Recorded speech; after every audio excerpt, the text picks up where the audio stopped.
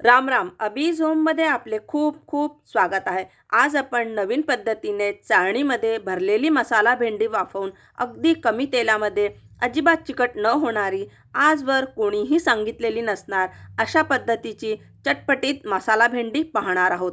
नवीन recipe आहे, त्यामुळे तुम्हाला नक्की आवडेल. रेसिपी आवडली तर लाईक करा, चॅनलला नक्की सबस्क्राईब करा. त्यासोबतच नवीन रेसिपीच्या अपडेटसाठी बेल आयकन प्रेस करा. चला तर नवीन रेसिपी पाहूया.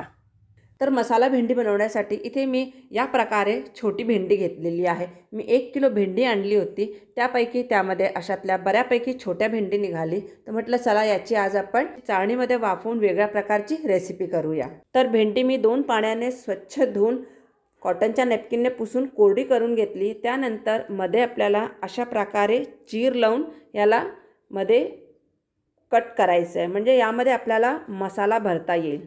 तर सगळ्या भेंडीला मधून मी कट लावून घेतला. कट लावताना आपल्याला बघायचं आतमध्ये कीड वगैरे असल्यास ती भेंडी घेऊ नये. चला पटकन भाजीसाठी मसाला तयार करूया. त्यासाठी इथे मी मिक्सरचं भांडं घेतलेलं आहे. साधारण एक छोटी वाटी भरून भाजलेल्या शेंगदाण्याचा कूट घेतलेला आहे. म्हणजे साधारण पोहे खायचे 5 ते 6 चमचे इथे शेंगदाण्याचा कूट घेतलेला आहे. त्यानंतर पोहे खायचे 2 ते 3 चमचे म्हणजे एक छोटी वाटी भरून डाळ्या घेतलेल्या आहे. जितका शेंगदाण्याचा कूट आहे तितकंच आपल्याला भाजलेलं खोबरं घ्यायचं आहे. जितक्या आपण डाळ्या घेतलेल्या आहेत तितक्याच आपल्याला भाजलेले तीळ घ्यायचे. हे प्रमाण थोडंसं कमी किंवा जास्त झालं तर फारसा फरक पडत नाही. एक 6 ते 7 लसणाच्या पाकळ्या आणि एक हिरवी मिरची घेतलेली आहे, ते घालू. पाव चमचा भाजलेल्या जिऱ्याची पूड, अर्धा चमचा धणेपूड, पाव चमचा गरम मसाला, थोडंसं लाल तिखट नंतर आपण फोडणीत पण घालणार आहोत. थोडीशी हळदही आपण नंतर फोडणीत घालणार आहोत. साधारण अर्धा चमचा इथे मी आमचूर पावडर घेतलेली आहे. आमचूर पावडर नसणार तुम्ही यामध्ये लिंबूचा रस पिळला तरी चालेल. थोडंसं मीठ, धुतलेली फ्रेश कोथिंबीर घेतलेली आहे. आता पाणी न घालता आपण हे बारीक फिरवून घेऊ, पण त्याआधी भांड्याला आपण अशा प्रकारे टॉस करून घेऊ, म्हणजे सगळे मसाले व्यवस्थित एकजीव होतील. तर भाजीसाठी मसाला तयार आहे मस्त. आता आपण तयार मिश्रण एका ताटात काढून घेऊ. मिश्रण पाहू.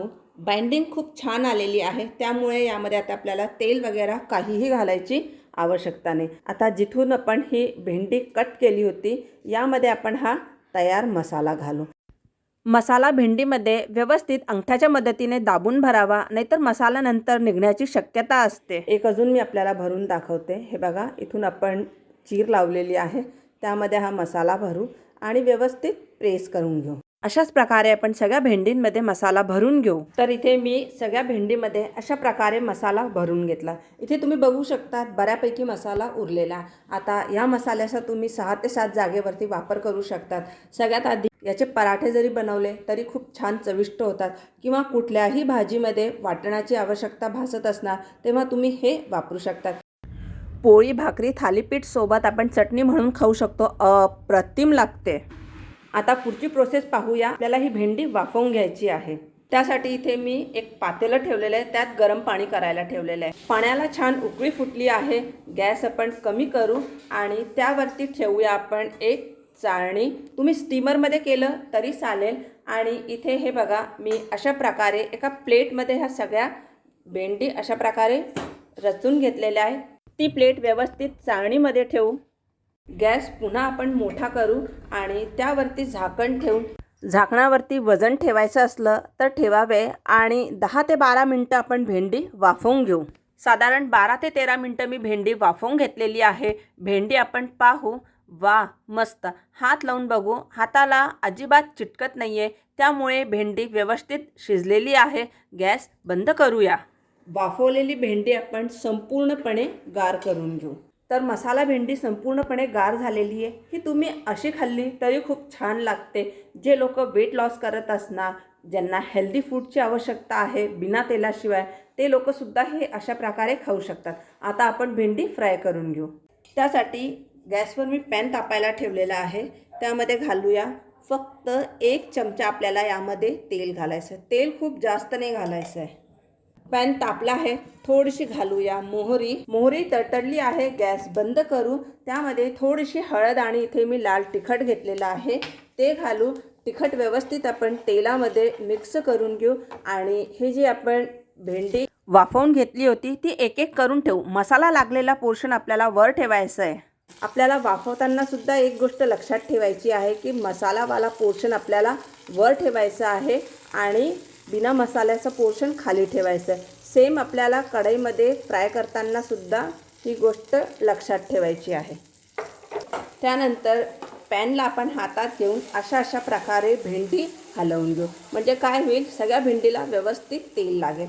त्यानंतर अशा प्रकारे आपण थोडंसं याला वर खाली करून घेऊ. गरज पडल्यास किंचित तुम्हाला तेल कमी वाटत असेल तर तुम्ही वरतून किंचित तेल घातलं तरी चालेल किंवा कमी तेलात फ्राय केल्या तरी चालतील. 2-3 वेळेस भेंडीला अशा प्रकारे वर खाली करून घ्यावे.